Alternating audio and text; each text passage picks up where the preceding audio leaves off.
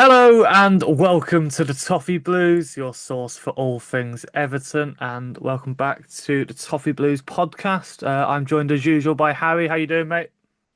Yeah, better this week, mate. It's Yeah. it's amazing what a win will do. Give him a 5-year deal. No, I'm joking. I think we're gonna go into it, aren't we? So I don't want to get too ahead of us here, but I'm feeling very good. What I would say is we've got to stop just waiting to win before the international break and giving everyone this false kind of hope that we actually are quite decent at times, because I feel like this is exactly what happened with the Palace game. There will be tougher tests to come, but I'm feeling very good after what was a pretty comprehensive win at the weekend. How are you feeling? Yeah, I'm feeling very similar to yourself. I'm aware I'm actually wearing an England shirt at the moment, so that might be a bit traumatizing for some people. Like, oh no, an international break, yeah, as you say, it is quite inconvenient timing, isn't it? Because we finally again feels like we finally got a tiny bit of momentum going, and I definitely felt I think like something clicked a bit for us on Saturday, and I mean you kind of alluded to it a little bit there in a kind of joking way. We do kind of get ahead of ourselves a tiny bit after a win like this, Yeah, but regardless, there was clearly it's always good I think when the manager kind of does things that the fans are asking for, and it ends yeah. up paying off. And if everyone feels vindicated, I feel that I haven't seen many people saying, "Well, there you go, Moyes, you should have been doing that in the first place." I think people are just happy that you know that a lot of what we've been saying as seems to have been vindicated a little bit, and hopefully it's clicked for the manager as well a little bit, and we'll start to see that more going forward. Yeah, I think obviously we're referring to here the fact that he actually changed his lineup a little bit, didn't he? Mainly with sort of James Garner going in at right back, which I think we both called on the pod last week, or we called for on the pod last week. And also I think we were both pretty unanimous in Barry kind of getting the nod to start again. And I'd like to hope that on the podcast today we would talk a little bit about Tiano Barry, because I think that's probably been his best performance in an Everton shirt. And I would also say it's probably been the best reception that he's had from the fans since he joined Everton as well. And I guess before we go kind of too deep on any particular individual, the other thing that we have to kind of say is I think Kiernan Dewsbury Hall has had a little bit of a recovery in form after a really kind of questionable few weeks for Everton too. I think he had a real standout performance, maybe even his best performance since joining the club in the summer too. And that can't be understated. I think we joked on the pod at the beginning of the season that we would live and die kind of by Jack Grealish's performances this season. And I think actually we're kind of more living and dying by the likes of a Kiernan Dewsbury Hall, in the sense of when he's on and he can kind of help contribute to the build-up play, but also help defensively as well. It's going to make things a lot easier for the overall team performance in terms of balance. So I think I guess it's kind of no wrong assumption that him playing well also equaled kind of a much better result for the club as well. Yeah, absolutely. I think it's very telling that probably the two main candidates for player of the match on Saturday were Dewsbury Hall and Gana Gay, and I think they're two players that when they're on it, as you say, it really like takes us to the next level. And as you say, we do. I think often do kind of depend on them really being on it. Um, I have to sit here and freely admit that I was calling last week for Alcaraz to start instead. Yeah, Um, yeah. but there's been a few times this season where leading up to the game, I've been thinking I feel like Dewsbury Hall's going to have a really good game on Saturday, and it's just not quite happened. And obviously last week I finally. It's typically it's finally when I was like maybe we change things up a little bit, and this is when he finally produces the performance I've been anticipating a little bit. It's one of them. As soon as you give up on it, it happens. Yeah. Um, but yeah, I was delighted for him. I think particularly in the second half, it was ridiculous. He just would not stop running. It almost seemed that the third of the list, the disallowed goals, bizarrely on Saturday, the most controversial, the one where Barry was deemed to be offside. But or interfering, and Dewsbury Hall put it away, celebrated very raucously in front of the linesman holding his flag, bizarrely.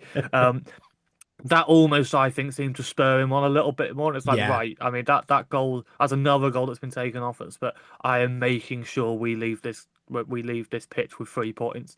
Um, so yeah, I think he really showed what we paid the money for. I think on Saturday, and hopefully it's something that's again as it just clicked into place for him a little bit more, and that sort of role he had a bit deeper in the game, I think seems to suit him a little bit more. And again, I've seen a few people saying that he's maybe not the most natural number 10 in the world. He could do with playing a little bit back, playing as a kind of midfield free unit, and Yeah. that did seem to work for us very well on Saturday. To be fair, I think Fulham really struggled to deal with that. And you're right as well in what you say about Jack Grealish, and that it's actually that was probably one of his less influential games, I think, on Yeah. Saturday. But I think that's a positive.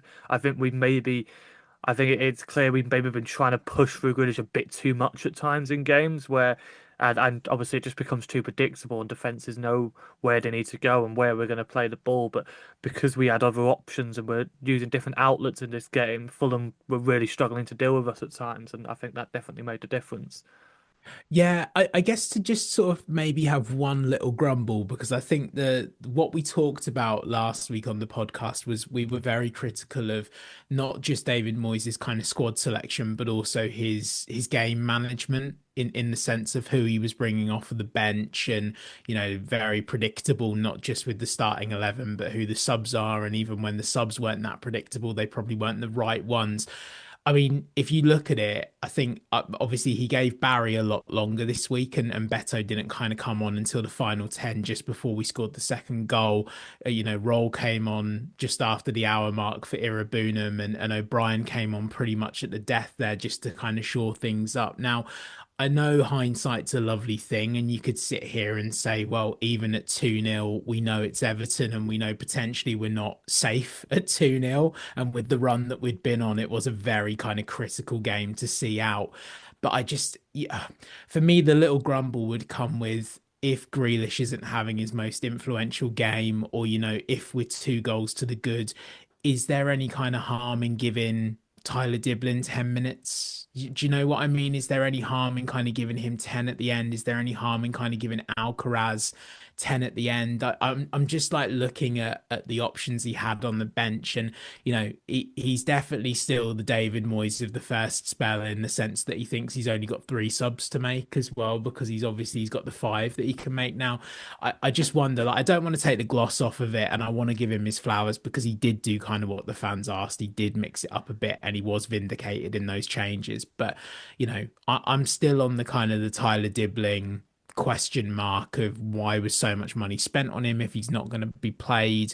What kind of shape is he or Dwight McNeil going to kind of be in when Njai goes off to the African Cup of Nations? Like, why are we letting both of our wingers play full 90s every week when they're both kind of two critical players for us? If the game feels done and dusted, why are we not changing that up? And we'll see after the international break. We'll see how he kind of continues this, whether he reverts to type or whether he carries on being a tad experimental for when it comes to David Moyes. I guess that's a tad is all we're going to get. But yeah, a little grumble would be I just would have liked to have seen like Diblin in particular, but maybe also Alcaraz kind of get a little bit at the end there where we were two to the good.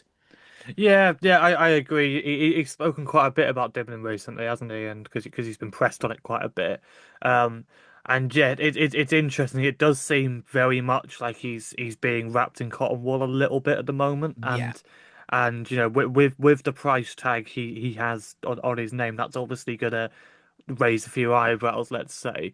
Um, and I guess it's one of them where you kind of just have to trust Moyes' judgment a little bit on this. I mean, we sat here last week, I think, quite critical of the fact that he doesn't seem to be handling youngsters particularly well. But I think a lot of the stuff he did on Saturday was a lot better. I think as you mentioned, giving Barry a lot longer on the pitch, bringing Royal on for the final 20 minutes. I mean, I think a lot of people were quite surprised he didn't start. But in fairness, I think yeah, Iwabunam actually did quite a solid job, to be fair.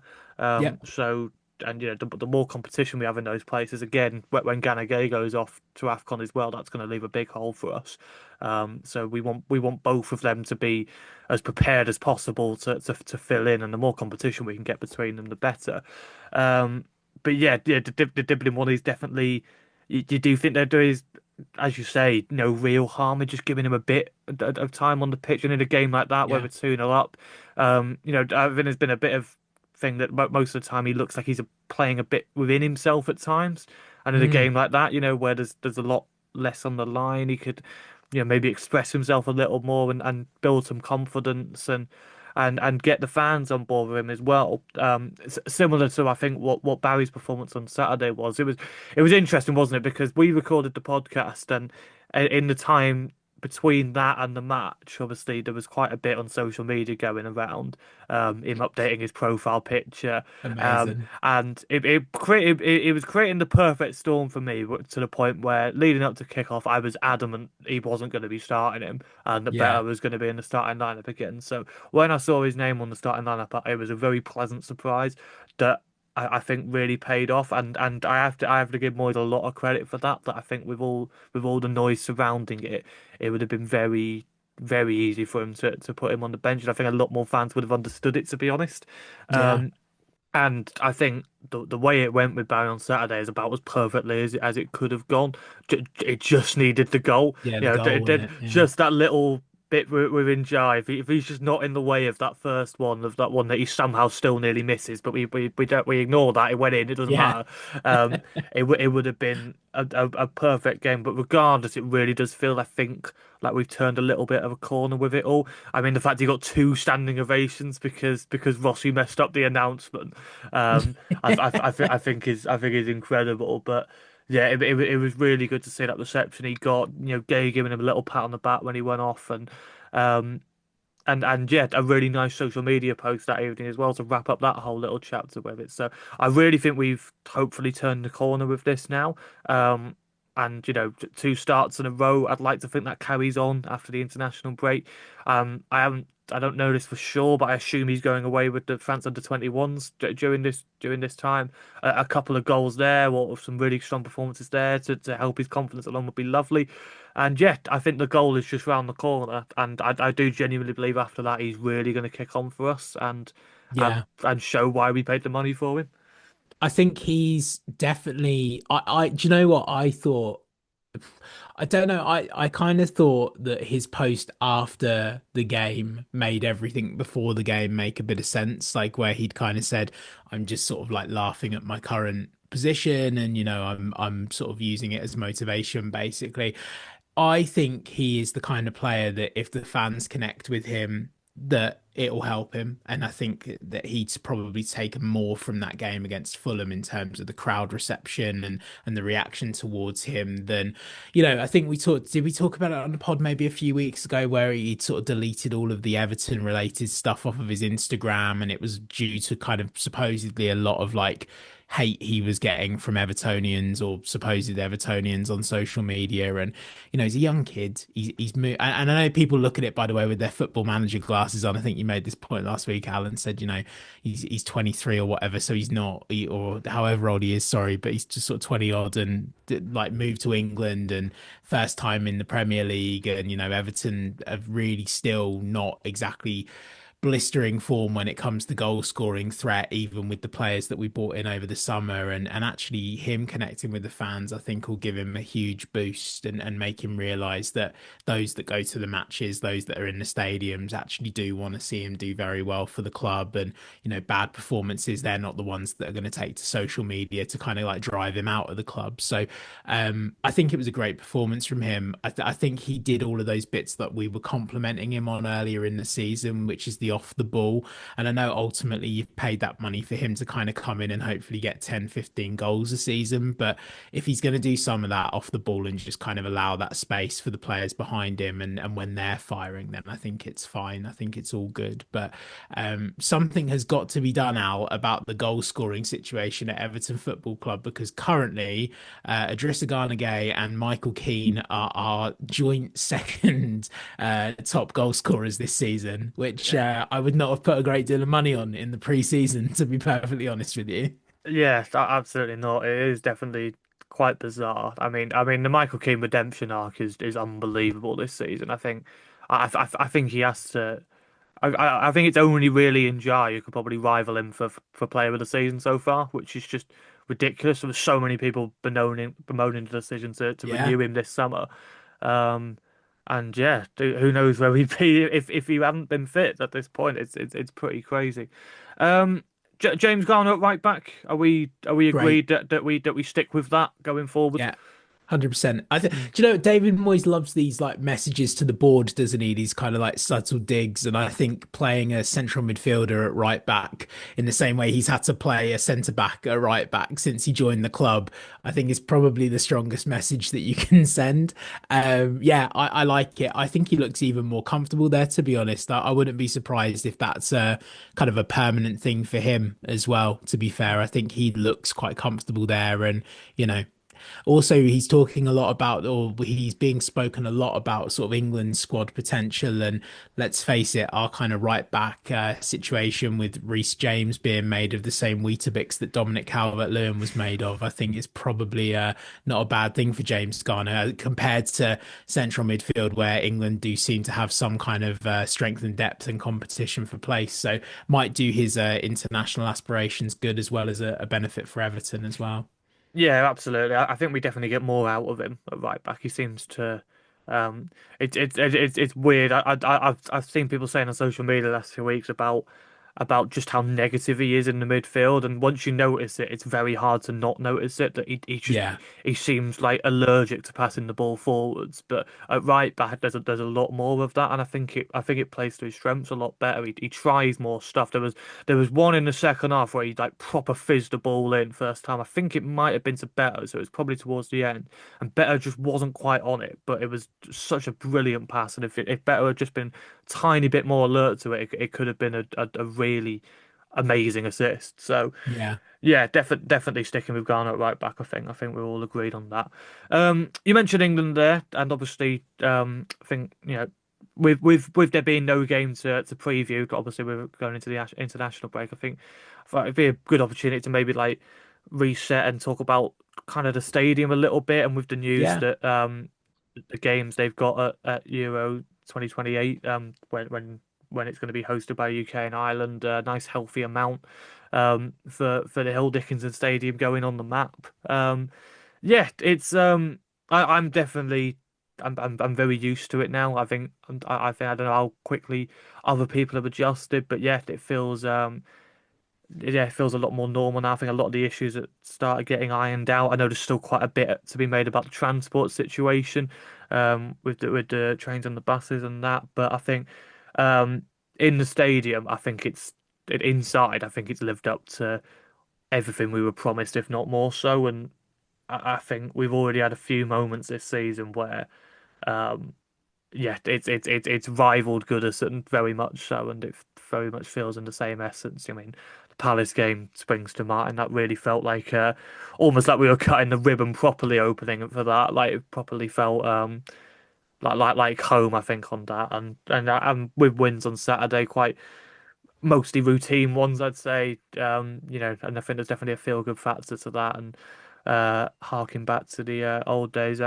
You're still yet to get there, aren't you? To to Yeah, to see a game. it's still eluding me. And with the way that the club have approached like tickets this season, I'm a bit worried that it might elude me for a while. But obviously, even from afar, I just think obviously you've got the experience of a match going fan and getting to kind of feel those logistics firsthand. And from a spectator from the sidelines, you can't help but every time you see it, just sort of pinch yourself again that that's home now.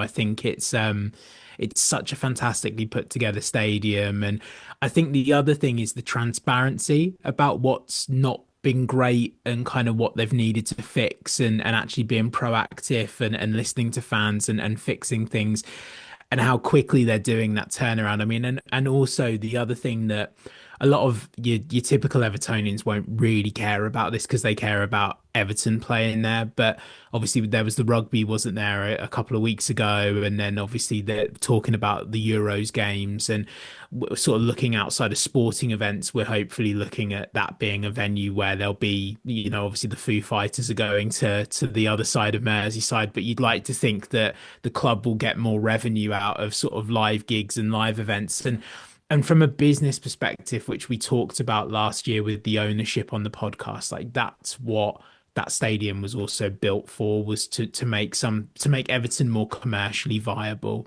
And what you want is you want Taylor Swift when she tours again coming to Hill Dickinson. You want like those big bands, those big nights, those big moments outside of football and outside of sport as well. But I've got to say, there's a real sense of pride of the Hill Dickinson being part of the Euros, and I just think it's such a think about things like video game revenue when they that EAFC put that patch out, and it's kind of Everton's ground is one of those grounds, and sticker albums and all these nerdy things that I really like about international tournaments, and thinking that Everton Stadium will be a part of that. And there's loads of us that would have sat there and argued that Goodison Park should have been, if Goodison Park was still like the ground of Everton Football Club for the Euros, that should have been considered. But it's just really nice to have this big, wonderful modern stadium that we can kind of use to our advantage, and help hopefully the continued improvement of recruitment on the pitch, right? So yeah, haven't got there yet, but it's just always very impressive to look at, mate, and hopefully it's still just the beginning, and things will get better as they continue to fine tune it.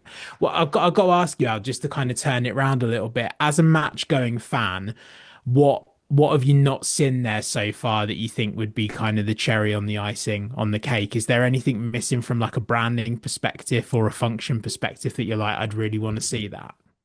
Oh, it's a good question. Um, Yeah, I'm not sure really. I think obviously we're still waiting for the first 1878 display. That was meant to be the Yeah, Tottenham one, but they I'm pretty sure the reason they had to push it back is they realized their flags are actually way too small, and it bit crazy, isn't it? really puts into perspective the scale of the Hill Dickinson compared to Goodison.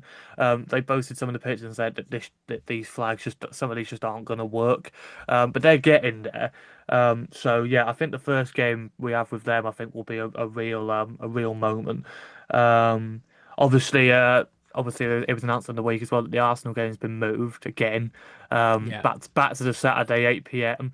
And it's one of them where for Arsenal fans, I have obviously quite a bit of sympathy, transport wise. I have no idea how they're going to wangle that. Most of them will probably have to stay over, but. I think for us that has potential to be an amazing night. And Arsenal historically haven't enjoyed going to Goodison quite a bit, so it'd be quite nice to kick off our record there at Hill Dickinson with a bit of an upset, let's say. So yeah, I think that definitely has potential to be a really good night. But yeah, I don't know. I think I'm kind of one of those fans you were talking about before that I'm not really that bothered to be honest. I just want it to be a good atmosphere when I'm in there. yeah. Um, and yeah, everyone has an amazing view no matter where you're sat. And yeah, I think the whole experience I've got used to very quickly, really. So yeah, it's I'm really enjoying it to be honest. Um, so yeah, so we'll round off. Obviously, we usually round off with a lineup quiz, but obviously there's Yeah. no games to preview this weekend, as I said. But with the talk of the Euros and the Stadium 4, and with it being international break as well, I thought a little fun one to do could be.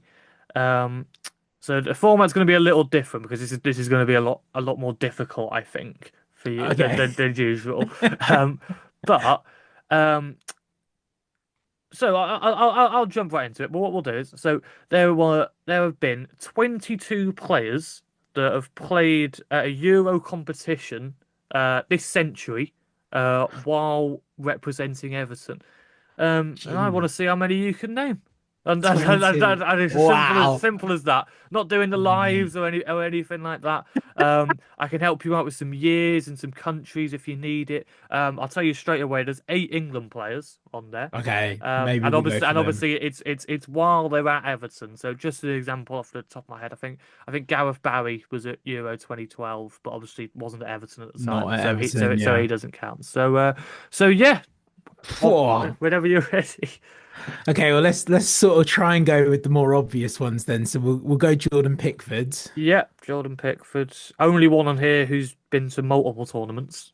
Yeah. While Oh, an Everton okay, player. interesting. And then we'll go for I reckon was Calvert-Lewin part of the COVID England Euros squads as the strike. I'm gonna go Calvert-Lewin. Calvert-Lewin in Yeah. 2021. Yeah, Okay, cool. It's interesting, isn't it? Because when you go further back with England, I'm looking at the likes of like Baines's and Jagielkas and stuff like that, and just thinking like England had a really kind of torrid time of it, didn't they? And also Baines was just not fancied. But if we've not got lives on the line here, Al, I'm gonna go with Leighton Baines, Yep, Leighton Baines in 2012. Yep.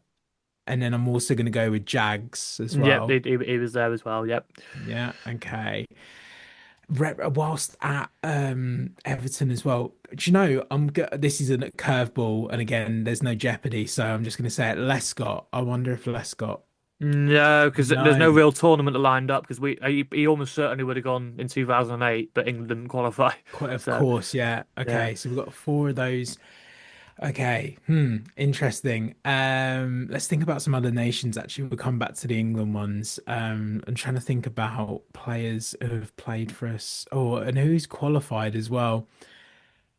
Do you know what? I don't know if they would have qualified for any tournaments, but I'm gonna say Coleman because if Ireland did qualify for anything, Coleman would have 100% gone. Coleman went in 2016. Yeah, There we go. Okay, good, nice. And I wonder then in that logic with that year, James McCarthy as yep, well. Nice, cool. Okay. You say 22. Mate, we left a lot of time for this. I'm glad because there's a lot yeah, of thinking to be done. Who else would we have had? Oh, okay. So Lukaku would have gone with Belgium. yeah, in 2016. Yep. Yeah, and I'm gonna hazard a guess that Morales also would have gone at some point. Not in 2016. No. No, again, I don't think Okay. there's a tournament that really lines up for him there. Hmm. That was a Uh, Belgium super team at that point, to be fair. So yeah, to be fair, Well, he that's would probably struggle couldn't to get really near, play could in. he? Yeah. Um, okay, who else have we got here? Oh, Arteta would have gone with Spain maybe at some No, point. Arteta, I don't think No. ever actually won a cap for Spain because What? you've got to remember that midfield at that Yeah, time. Your true. Xavis, Iniestas, Fabregas, David Silva. Yeah, he didn't really have a prayer to be fair to him. Yeah, Born in the wrong wild. generation, absolutely. Wild. Okay. I'm gonna have a real deeper think here on in terms of like options as well. Help me out with some countries now. We've sort of done Ireland, Belgium, and England so far. What have we got country-wise that I've Yeah, missed? there's another Ireland player to get in 2012. Okay, yeah. 2012 we have a few actually here. There's obviously you've got Baines and Jags. We have ones from Holland and Croatia. Heitinger would have Yep. gone. Yeah. Okay. Heitinger would have gone. Croatia. Jeez. Okay. That's not Vlasic. No. No. No. I'm Bit really out with the bit years, out but there. Yeah, uh, okay, yeah, yeah. I'm gonna get slated in the comments for my red jumper anyway, Al. It's fine. And who did we have from Ireland around that time as well? God, okay. Whoa. I'm thinking at what point here you're gonna have to put me out of my misery. How many have I got? One, two, three, four, five, six, seven, eight. If I could stretch to 10, I think mm, I'd probably call it a day. Um, I don't. I'm good. This is gonna sound awful because it's gonna be wrong, but Delafeu's not one of the no, Spain lot. he's No, not. No. clutching at straws. Okay, Ireland. Jeez, oh, Darren Gibson. Darren Gibson in There we 2012, yeah. So go. 2012's done. Nice. That was one of the Okay. big chunks in here. Yeah. Um, let's see. Uh, there's two England players in 2016 to get. Ooh, interesting. 2016 England. Oh man. And you said because like yeah, Barry wouldn't have gone with Everton. So okay. Oh, John Stones. John No? Stones, yep. Yeah, okay, cool. Nice. He left that summer, but still strictly our player at that Counts. It time. counts. Yeah. It says on Wikipedia that counts, right? Man, and then it's funny, isn't it? Because you always know that like Everton have a shed load of sort of English players, but in recent years, obviously, like it's just Pickford usually that goes, isn't it? Okay, Do you know what, Al? I'm gonna respectfully bow out at 10. I think here, and you can tell me my other 12, and I can roll my eyes at myself. I think. Right. Okay. So we'll go right back to the start. So yeah, there's some here in 2000 that if you'd got, I would have been very interested indeed. So Nick Barmby went with England in 2000, Okay. uh, and then the other two in 2000 were Abel Xavier for Portugal. Okay. Another Yeah. player who ended up going to Liverpool, Yeah. along with Barnby there, and Thomas Meyer, the goalkeeper, went with went with Norway. Yeah. Um, Probably the most notorious one, I think, on the whole list. Wayne Rooney was still an Everton player at Euro Yeah. 2004 Of when he course. and everyone knew he wasn't going to be for much longer after that performance when he was probably the player of the whole tournament. And then also in 2004, Thomas Gravesen went with Oh yeah. Denmark, Yeah. and Tobias Linderoth went with Sweden. Okay. Um, yeah, that's probably the hardest one on the list. It's got to be said. So 2012, you got all of them. You said Stones. Didn't say Ross Barkley, who went in Ah, of 2016 as course. well. Yeah. And then that's 2016 done as well. Pickford and Calvert-Lewin you got.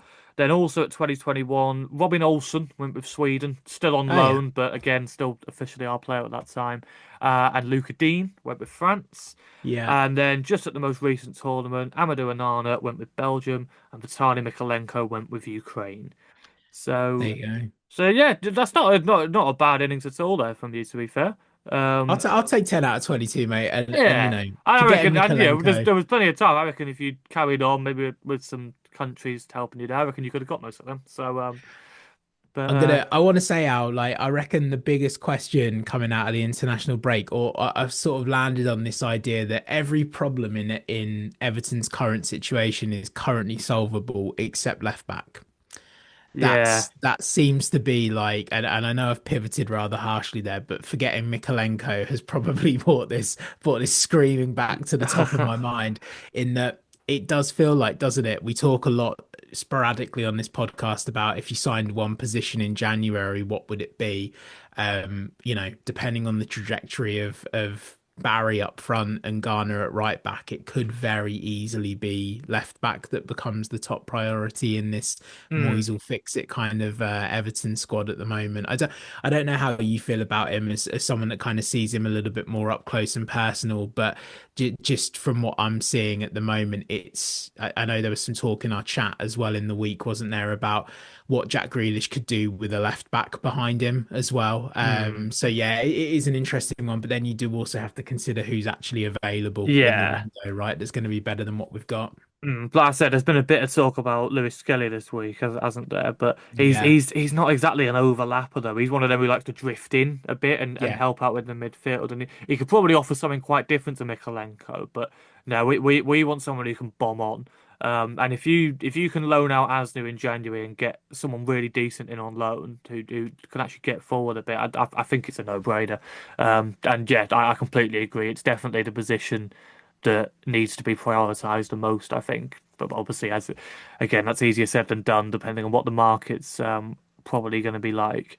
I'd like to think if Barry has a bit of a run now, the striker talk might die down a little bit because I really think there's not going to be much out there in January that's actually going to improve that situation much, to be honest. But yeah, yeah. we shall see. We shall see. But yeah, that rounds things off. So thank you very much for joining me, Harry. No And worries, mate. yeah, I imagine we'll preview Manchester United next week, which we'll look forward to. Yeah, please, if you like, if you enjoyed, comment below, giving your thoughts about the Fulham game, and yeah, subscribe to the Toffee channel for more Everton content, and we will see you in the next video. Up the Toffees.